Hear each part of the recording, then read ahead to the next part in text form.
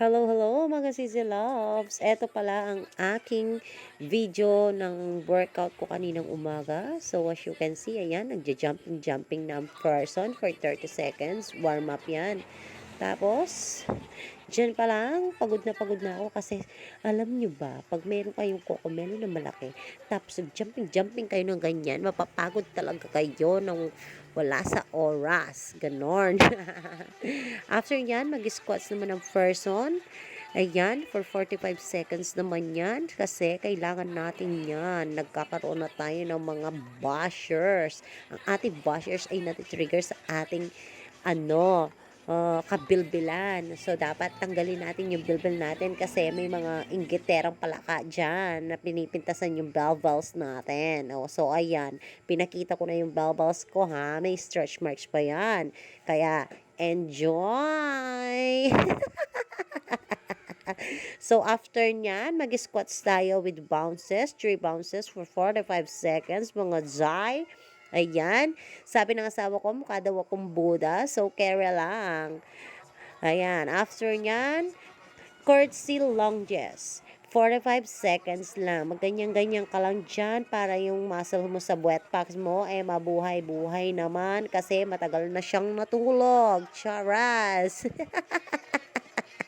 After nyan, pag magmukha ka ng buda-buda na ganyan-ganyan, magpahinga ka ng konti kasi masakit konti yan sa legs. After nyan, ayan, wag mo nang i-zoom. Wag ka nang magtangkang mag-zoom. Hindi mo makikita yan kasi secured yan, girl. Ayan, hindi mo makikita yung ube halaya dyan. Siyempre, pagkatapos naman ng isa, siyempre dun sa kabila naman.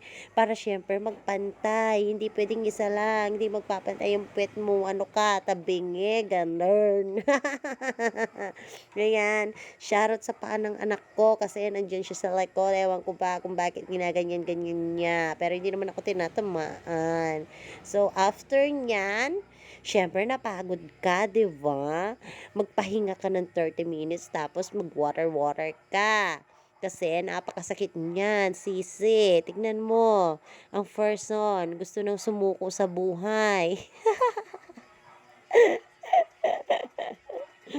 Pagkatapos niyan, mag-leg raise ka. Isipin mo na lang, jog ka. Yan, ganyan. Devoir, shrap. Tingnan mo naman yung aking bells. Gumagalaw-galaw. Ibig sabihin, nag-aano na ang ating muscles dyan sa ating bells. Matutunaw na ang ating kabalbalan. Diba?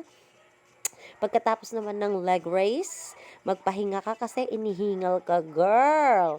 Makakapusin ka ng hininga, madeds ka ng wala sa oras.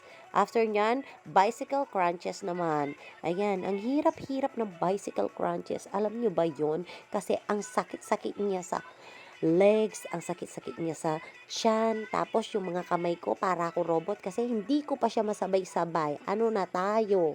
Ang hirap-hirap magpaganda ng katawan, tapos mababontes ka lang. Diyos ko, Lord.